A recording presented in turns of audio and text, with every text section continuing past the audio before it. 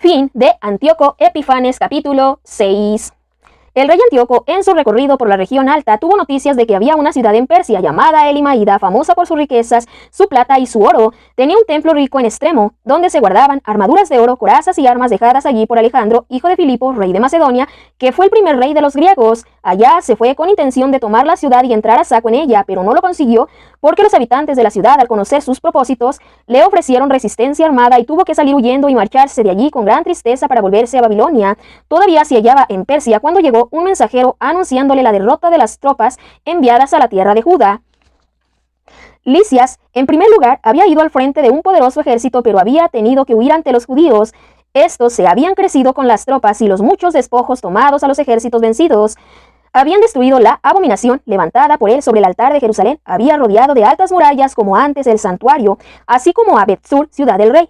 Ante tales noticias quedó el rey consternado, presa de intensa agitación, y cayó en cama, enfermo de pesadumbre por no haberle salido las cosas como él quería. Muchos días permaneció allí, renovándose sin cesar su profunda tristeza hasta que sintió que se iba a morir. Hizo venir entonces a todos sus amigos y les dijo: «Huye, el sueño de mis ojos y mi corazón desfallece de ansiedad». Me decía a mí mismo: «¿Por qué he llegado a este extremo de aflicción y me encuentro en tan gran tribulación, siendo así que he sido bueno y amado en mi gobierno?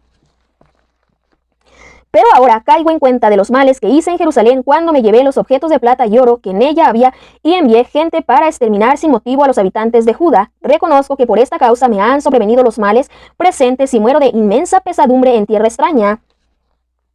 Advenimiento de Antíoco 5. Llamó luego a Filipo, uno de sus amigos, y lo puso al frente de todo su reino. Le dio su diadema, sus vestidos y su anillo, encargándole que educara a su hijo Antíoco y lo preparara para que fuera rey. Allí murió el rey Antíoco el año 149. Lisias, al saber la muerte del rey, puso en el trono a su hijo Antíoco, al que había educado desde niño, y le dio el sobrenombre de Eupator. Judas Macabeo pone cerco a la ciudadela de Jerusalén.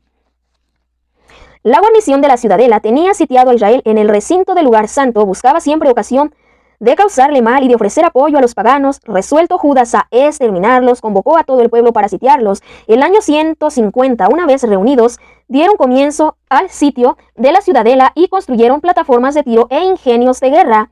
Pero algunos de los sitiados lograron romper el cerco y, juntándoseles otros de entre los impíos de Israel, acudieron al rey para decirle: «¿Hasta cuándo vas a estar sin hacer justicia y sin vengar a nuestros hermanos? Nosotros aceptamos de buen grado servir a tu padre, seguir sus órdenes y obedecer sus edictos. Esta es la causa por la que nuestros conciudadanos se nos muestran hostiles. Han matado a cuantos de nosotros han caído en sus manos y nos han arrebatado nuestras haciendas, pero no solo han alzado su mano sobre nosotros, sino también sobre todos tus territorios. He aquí que hoy tienen puesto cerco a la ciudadela de Jerusalén con intención de tomarla y han fortificado el santuario de Bet-Sur. Si no te apresuras a atajarlos, se atreverán a más y ya te será imposible contenerlos». Campaña de Antíoco 5 y de Lisias, batalla de Bet-Zacaría. Al oírlo, el rey montó en cólera y convocó a todos sus amigos, capitanes del ejército y comandantes de la caballería. Le llegaron tropas mercenarias de otros reinos y de las islas del mar. El número de sus fuerzas era de 100,000 infantes, 20,000 jinetes y 32 elefantes adiestrados para la guerra. Viniendo por la Idumea, pusieron cerco a Bet-Sur y la atacaron durante mucho tiempo, valiéndose de ingenios de guerra, pero los sitiados, en salidas que hacían, se los quemaban y peleaban valerosamente. Entonces Judas partió de la ciudadela y acampó en Bet-Zacarías, frente al campamento real. El rey se levantó de madrugada y puso en marcha el ejército con todo su ímpetu por el camino de Bet-Zacaría. Los ejércitos se dispusieron para entrar en batalla y se tocaron las trompetas.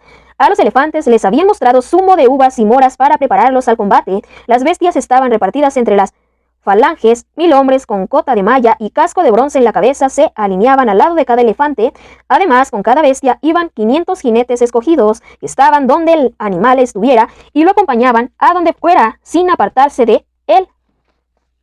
Cada elefante llevaba sobre sí, sujeta con cinchas, una torre fuerte de madera como defensa y 3 guerreros que combatían desde allá, además del conductor. Al resto de la caballería, el rey lo colocó a un lado y otro en los flancos del ejército con la misión de hostigar al enemigo y proteger las falanges. Cuando el sol dio sobre los escudos de oro y bronce, resplandecieron los montes a su fulgor y brillaron como antorchas encendidas. Una parte del ejército real se desplegó por las alturas de los montes, mientras algunos lo hicieron por el llano y avanzaban con seguridad y buen orden. Se estremecían todos los que oían el griterío de aquella muchedumbre y el estruendo que levantaban al marchar y entrechocar las armas. Era en efecto un ejército numeroso y fuerte. Judas y su ejército se adelantaron para entrar en batalla y sucumbieron 600 hombres del ejército real. Eleazar, llamado Abarán, viendo una de las bestias que iba protegida de una coraza real y que aventajaba en corpulencia a todas las demás, creyó que el rey iba en ella y se entregó por salvar a su pueblo y conseguir un hombre inmortal. Corrió audazmente hasta la bestia, metiéndose entre la falange, matando a derecha e izquierda y haciendo que los enemigos se apartaran de él a un lado y a otro. Se deslizó debajo del elefante e hiriéndolo por debajo lo mató. Cayó a tierra el animal sobre él y allí murió Eleazar. Los judíos, al fin, viendo la potencia del reino y la impetuosidad de sus tropas, cedieron ante ellas. Los sirios toman Bet-Sur y sitian el monte Sión. El ejército real subió a Jerusalén al encuentro de los judíos y el rey acampó contra Judea y contra el monte Sión. Hizo la paz con los de Bet-Sur, que salieron de la ciudad al no tener allí víveres para sostener el sitio por ser año sabático para la tierra.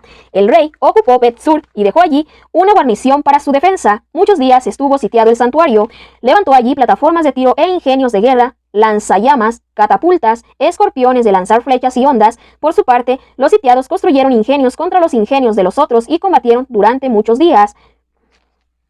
Pero no habían víveres en los almacenes porque aquel era año séptimo y además los israelitas liberados de los paganos y traídos a Judea habían consumido las últimas reservas. Víctimas pues del hambre, dejaron unos pocos hombres en el lugar santo y los demás se dispersaron cada uno a su casa. El rey concede a los judíos la libertad religiosa.